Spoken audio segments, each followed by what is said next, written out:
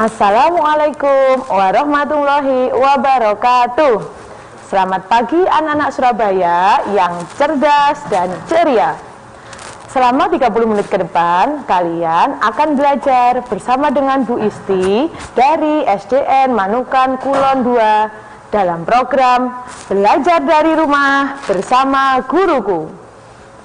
Anak-anak, sebelum memulai pembelajaran, marilah kita berdoa bersama supaya pembelajaran hari ini berjalan dengan lancar dan ilmu yang kita peroleh bermanfaat. Berdoa mulai. Berdoa selesai. Anak-anak, hari ini kita akan belajar tema 3, subtema 1, pembelajaran ke-5. Anak-anak siapkan buku paket, buku tulis, dan alat tulisnya ya. Tujuan pembelajaran kita pagi ini adalah yang pertama, menjelaskan fungsi organ pencernaan manusia. Yang kedua, menjelaskan PHBS dalam kehidupan sehari-hari. Anak-anak, kalian perhatikan di meja. Pagi ini Bu Isti membawa beberapa makanan sehat. Kita lihat ya. Ada roti. Bu, rotinya kok warnanya seperti itu? Iya, ini roti gandum anak-anak ya, yang kaya serat, tinggi seratnya. Ada lagi anak-anak, Bu Isti bawa telur rebus yang kaya protein. Bu Isti juga membawa buah-buahan, pisang. Dan yang tidak kalah penting adalah susu. Anak-anak bisa mengkonsumsi berbagai makanan ini untuk sarapan pagi. Anak-anak, pagi ini sudah sarapan semua kan ya? Alhamdulillah. Anak-anak, pernahkah kita memikirkan bagaimana makanan yang kita konsumsi ini akan masuk ke dalam tubuh kemudian mengalami pencernaan sehingga menghasilkan energi. Kita jadi bersemangat. Anak-anak bisa menyerap pelajaran dengan lebih baik. Nah, Bu Isti punya sebuah video.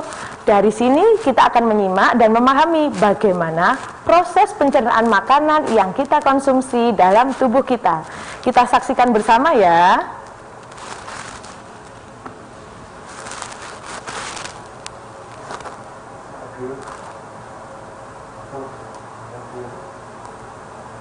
Dapat digunakan tubuh, proses apakah yang terjadi pada makanan tersebut di dalam tubuh kita? Makanan yang kita makan akan mengalami 4 tahapan proses.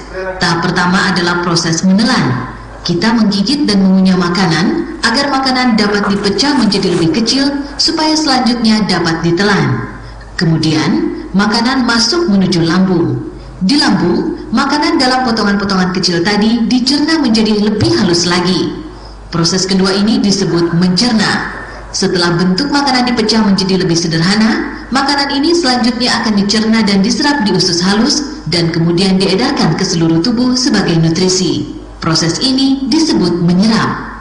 Tidak semua makanan yang kita makan dapat diserap oleh tubuh kita. Sisa makanan yang tidak dapat diserap oleh tubuh tersebut dibuang dengan cara melewatkannya ke usus besar dan selanjutnya dibuang keluar tubuh melalui anus. Nah, anak-anak, dari video tadi kita dapat mengetahui bagaimana makanan yang masuk ke dalam tubuh kita akan dicerna. Mulai dari dikunyah dalam mulut, kemudian ditelan, dicerna lagi dalam lambung, kemudian diserap dalam usus halus, sampai juga pembuangan. Nah, selanjutnya anak-anak perhatikan di papan ya. Di layar sudah ada gambar sistem pencernaan manusia. Sistem pencernaan yang pertama adalah mulut ya. Yang kedua, kerongkongan. Yang ketiga, lambung. Yang keempat, usus halus. Yang kelima, usus besar. Yang keenam, anus. Nah, jadi anak-anak, pagi ini kita akan belajar 6 fungsi organ pencernaan dalam tubuh kita. Anak-anak, kita mulai ya dari organ pencernaan yang pertama, yaitu mulut. Anak-anak, di dalam mulut terjadi 2 pencernaan, yaitu pencernaan mekanik dan pencernaan kimiawi. Pencernaan mekanik adalah pencernaan yang mengubah bentuk fisik suatu benda, dalam hal ini makanan, menjadi lebih halus tanpa bantuan enzim. Sedangkan pencernaan kimiawi adalah pencernaan dengan menggunakan bantuan enzim. Kalian perhatikan di layar ya, di dalam mulut kita ada apa saja? Ya, ada gigi, ada lidah, dan ada kelenjar ludah. Gigi ada 3 macam. Ada gigi seri untuk memotong makanan, ada gigi taring untuk merobek makanan, ada gigi geraham untuk mengunyah makanan. Sedangkan lidah berfungsi untuk mengatur letak makanan dan mempermudah proses menelan makanan. Gigi dan lidah berfungsi sebagai pencernaan mekanik di dalam mulut. Ingat ya anak-anak, gigi dan lidah berfungsi sebagai pencernaan mekanik. Sedangkan kelenjar ludah menghasilkan air liur atau ludah ya, yang kita sering sebut saliva. Saliva ini anak-anak atau air liur kita ini mengandung enzim amilase. Apa fungsi enzim amilase? Ya, fungsinya yaitu mengubah zat tepung menjadi zat gula. Karena itu, kelenjar ludah berfungsi sebagai pencernaan kimiawi di dalam mulut. Anak-anakku, ada fakta unik loh mengenai kelenjar air ludah, yaitu air liur yang diproduksi setiap hari itu 1 liter kira-kira anak-anak. Bayangkan ya, banyak sekali. Jadi air liur ini bermanfaat untuk membantu proses pencernaan di dalam mulut, juga menjaga kelembapan mulut. Anak-anakku sudah paham semua ya mengenai organ pencernaan kita yang pertama yaitu mulut. Baiklah, kita lanjut pada organ pencernaan yang kedua, yaitu kerongkongan atau esofagus. Anak-anak, fungsi kerongkongan adalah untuk memindahkan makanan dari mulut ke dalam lambung. Anak-anak, di dalam kerongkongan ini terjadi gerakan peristaltik. Apa itu, Bu? Gerakan peristaltik adalah gerakan meremas-remas untuk mendorong makanan perlahan-lahan masuk ke dalam lambung. Kita perhatikan di layar, ada yang diberi tanda panah merah. Ya, di pangkal tenggorokan dan pangkal kerongkongan terdapat katup epiglotis. Katup epiglotis akan menutup ketika kita menelan makanan, sehingga makanan yang kita telan tidak salah masuk ke tenggorokan. Bu, apa yang terjadi jika salah masuk? Ya, jika salah masuk, makanannya tadi masuk ke tenggorokan, kita akan mengalami tersedak. Nah, sakit sekali ya anak-anak ya kalau tersedak. Nah, karena itu ketika kita sedang makan, jangan terburu-buru, jangan cepat-cepat ya, juga jangan banyak bicara ya. Baiklah anak-anak, kita sudah mempelajari mengenai organ pencernaan yang pertama dan kedua, yaitu mulut dan kerongkongan. Setelah jeda berikut ini, kita akan lanjut belajar organ pencernaan yang lainnya. Jangan kemana-mana ya, tetap di program Belajar dari Rumah bersama Guruku.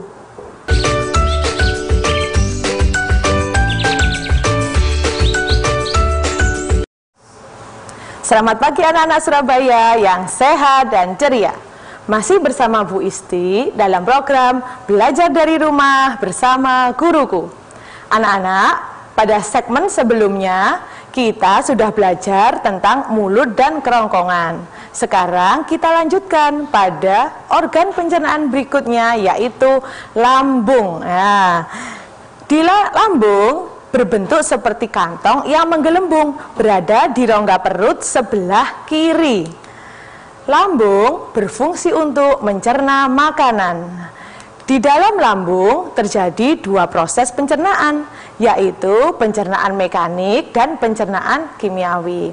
Pencernaan mekanik yaitu makanan digerus oleh otot-otot lambung. Sedangkan pencernaan kimiawi menggunakan bantuan enzim. Apa saja Bu enzimnya? Ya, ada enzim pepsin, ada enzim renin, dan ada HCl atau asam klorida. Bu, apa saja fungsi ketiga enzim tersebut? Ya, fungsi enzim pepsin adalah mengubah protein menjadi pepton. Renin berfungsi mengendapkan protein pada susu. HCl atau asam klorida berfungsi untuk membunuh bakteri atau kuman yang masuk ke dalam tubuh. Anak-anak, kalau kalian mengalami kesulitan untuk mengingat enzim apa saja yang ada di lambung, kita bisa singkat loh. Nah, singkatannya menggunakan kata perih. Nah, P untuk pepsin, R untuk renin, H untuk HCl atau asam klorida.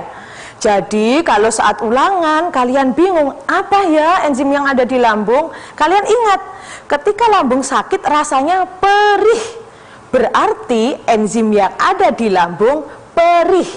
P pepsin, R renin, H HCl atau asam klorida. Nah, gampang kan anak-anak? Nah, sampai di sini paham semua ya?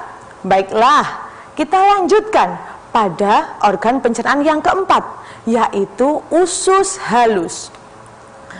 Bentuk usus halus seperti selang yang panjang dan berliku anak-anak. Panjangnya bisa mencapai 6 meter. Fungsinya usus halus adalah untuk penyerapan sari-sari makanan. Bagian usus halus dibagi menjadi 3. Yang pertama, duodenum atau usus 12 jari. Yang kedua, jejunum atau usus kosong. Yang ketiga, ileum atau usus penyerapan. Anak-anak, di dalam usus halus terjadi pencernaan kimiawi sehingga melibatkan beberapa enzim. Ada 3 enzim yang berasal dari pankreas, yaitu tripsin, lipase, tripsin, amilase, dan lipase.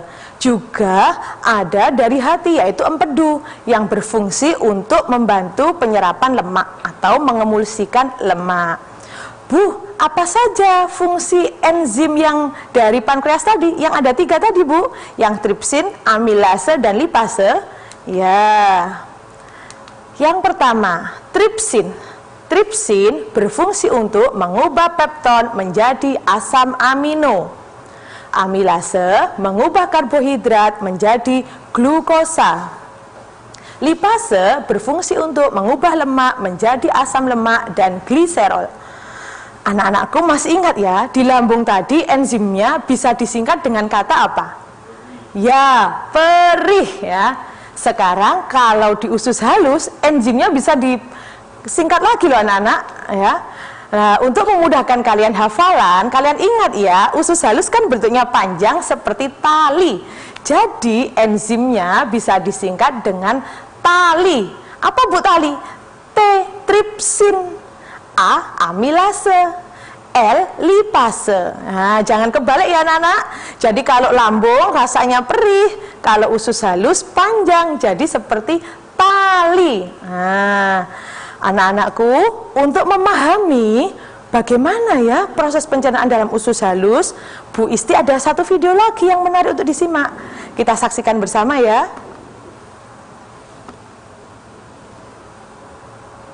Proses pencernaan dalam usus halus adalah pencernaan kimiawi saja. Proses ini kebanyakan terjadi di duodenum. 3 zat kimia, karbohidrat, protein, dan lemak dipecah dalam tempat ini sampai mereka diserap kemudian. Karbohidrat dipecah menjadi glukosa, protein dipecah menjadi asam amino, dan lemak dipecah menjadi asam lemak dan gliserol. Pankreas menghasilkan amilase pankreas untuk membantu memecah protein dan lipase pankreas untuk membantu memecah lemak. Usus halus menghasilkan enzim permukaan usus untuk membantu memecah karbohidrat dan memecah protein. Hati memproduksi garam empedu untuk membantu membuat emulsi lemak sebelum mereka dipecah oleh lipase pankreas. Ketika makanan telah dipecah, makanan bergerak ke yeyunum dan ileum untuk diserap di sana. Nah, anak-anak, tadi videonya menarik ya. Dari video tadi, kita mengetahui bahwa dalam usus halus terjadi pencernaan secara kimiawi, kemudian penyerapan sari-sari makanan. Anak-anak, ada fakta unik loh. Jadi, panjang saluran pencernaan manusia mulai dari mulut sampai anus bisa mencapai 30 meter. Masya Allah, panjang sekali ya. Nah, baiklah, sekarang anak-anak kita lanjutkan pada dua organ yang terakhir, yaitu usus besar dan anus. Usus besar yang diberi tanda panah biru berfungsi untuk penyerapan air dan pembusukan sisa-sisa makanan oleh bakteri Escherichia coli. Kemudian anus berfungsi untuk mengeluarkan feses yang diberi tanda panah merah. Anak-anak mungkin kalian bertanya, Bu, bagaimana dengan buang angin atau kentut yang biasanya keluar lewat anus? Ya, anak-anak, tidak semua makanan yang kita makan bisa diserap oleh tubuh. Lah, sisanya mengalami pembusukan dan mengalami fermentasi di usus besar sehingga menghasilkan gas. Gas tersebut dikeluarkan dalam bentuk kentut atau kalian sebut buang angin. Hal ini wajar anak-anak, tapi kita harus memperhatikan etika. Ketika buang angin, hendaknya kita minta izin ya, permisi dulu ke belakang supaya tidak mengganggu orang lain. Ada contoh makanan yang kalau kita konsumsi bisa menghasilkan lebih banyak gas, yaitu brokoli, kol, kacang-kacangan. Nah, baiklah anak-anak, alhamdulillah ya, kita sudah belajar 6 organ pencernaan dalam tubuh kita yang begitu luar biasa manfaatnya. Karena itu kita harus bersyukur kepada Tuhan Yang Maha Esa dengan menjaga sebaik-baiknya. Bagaimana Bu caranya? Nah, jangan kemana-mana, kita akan bahas setelah jeda berikut ini. Dan habis ini kalian bisa bergabung bersama Bu Isti dalam sesi interaktif. Tetap di program Belajar dari Rumah bersama Guruku.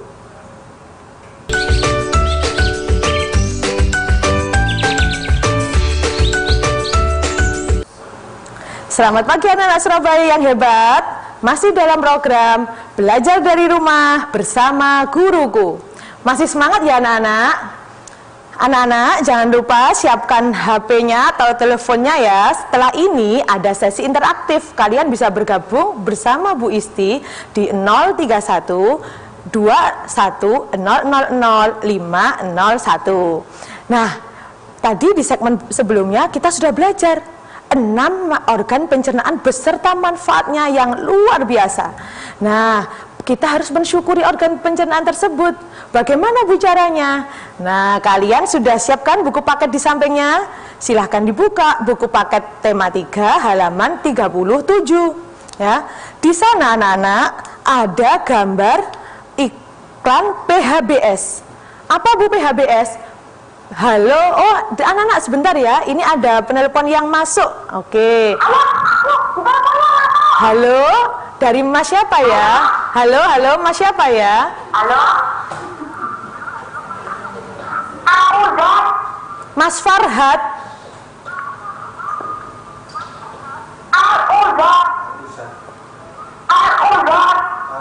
Aruzat. Oh ya, Mas Aruzat. Oh ya, Mas Aruzat dari mana? Enggak, Aruzat. Oh, Ruzat ya, Mas Ruzat. Aruzat. Al-Ruzat. Ya Mas. Dari mana Mas? Dari SD mana Mas? Gigi Sari tumbuh saat kita umur berapa?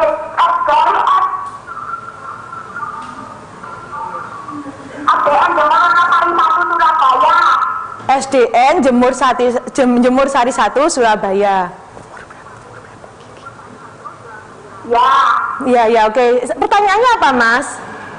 Pertanyaannya, Gigi Sari tumbuh saat kita umur berapa?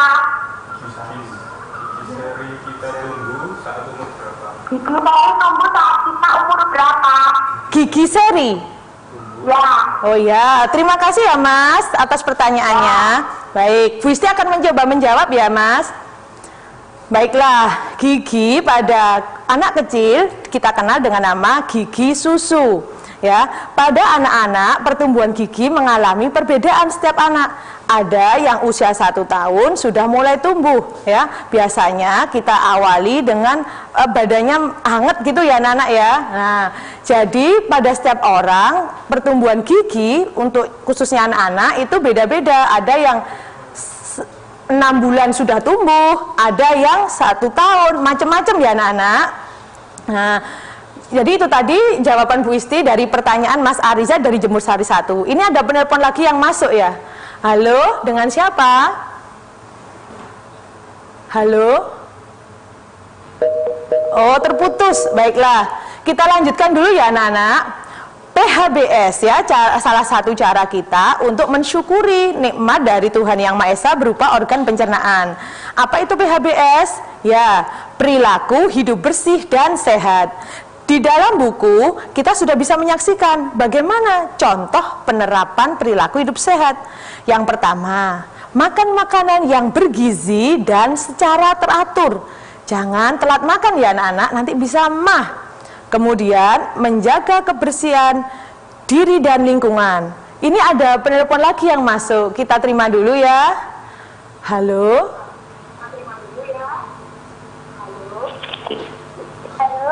Halo, dengan Mbak siapa?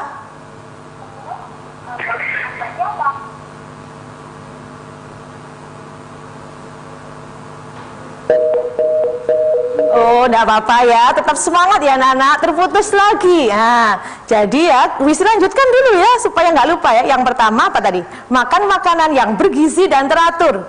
Yang kedua, menjaga kebersihan diri dan lingkungan sekitar dengan cuci tangan pakai sabun, mandi yang bersih, nyapu, ngepel, menguras bak mandi dan sebagainya.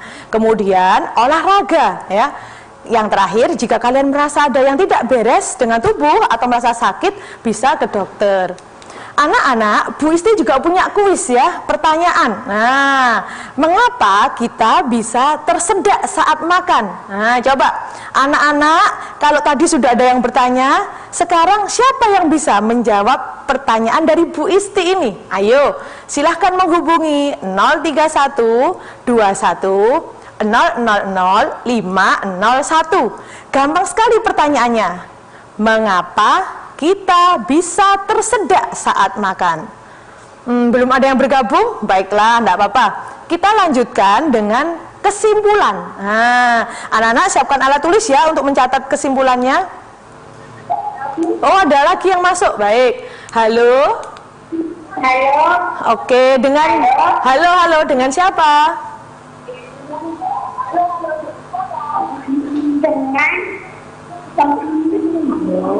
Dengan Silvi. Dengan Mbak Silvi. Ya, iya. Oh iya, Mbak Silvi dari mana? Dari SDN Manuan Wetan 4. Oh, dari SDN Manuan Wetan 4. Mbak Silvi, Bu Isti ada kuis loh. Mbak Silvi mau jawab? Iya. Oh, pinter sekali. Oh, pertanyaan. Oh, baik, berarti belum mau jawab. Silahkan, pertanyaannya apa Mbak Silvi? Apa yang dimaksud enzim di lambung? Oh iya, terima kasih ya Mbak Silvi sudah bergabung dengan Bu Isti. Ya, baiklah Bu Isti coba menjawab ya. Tadi di dalam lambung terjadi pencernaan mekanik dan kimiawi. Pencernaan kimiawi dengan menggunakan bantuan enzim. Nah, enzim apa saja yang ada di lambung? Ya, kita bisa singkat dengan kata perih, yaitu enzim pepsin, renin, HCl atau asam klorida. Jadi ya Mbak Silvi yang pintar, ada 3 enzim di dalam lambung, perih, pepsin, renin, dan HCl atau asam klorida yang masing-masing sudah memiliki fungsi yang sendiri-sendiri. Baiklah, kita bacakan kesimpulannya ya anak-anak ya. Kesimpulan yang pertama, sistem pencernaan adalah sistem yang membantu mencerna makanan sehingga menghasilkan nutrisi yang dapat diserap oleh tubuh. Yang kedua, organ pencernaan ada 6, yaitu mulut, kerongkongan, lambung, usus halus, usus besar, dan anus. Anak-anak masih ingat semua ya, di dalam mulut ada pencernaan mekanik dan pencernaan kimiawi. Kemudian di kerongkongan terjadi gerakan peristaltik. Kemudian di lambung terjadi pencernaan makanan oleh enzim perih yang ditanyakan Mbak Sylvia tadi. Kemudian di dalam usus halus terjadi penyerapan sari-sari makanan.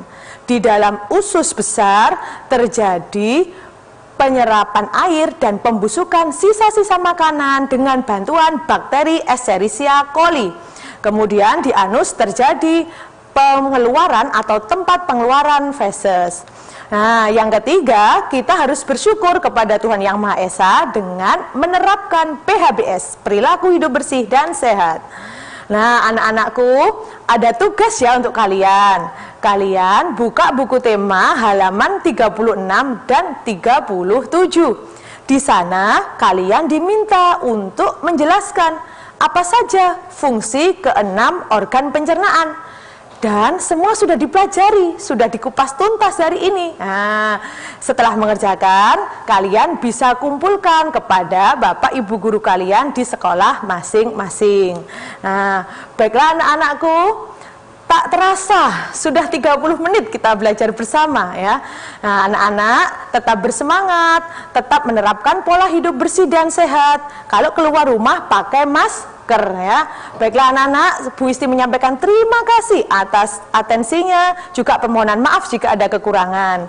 Tetap semangat, sampai jumpa dalam program Belajar dari Rumah bersama Guruku. Wassalamualaikum warahmatullahi wabarakatuh.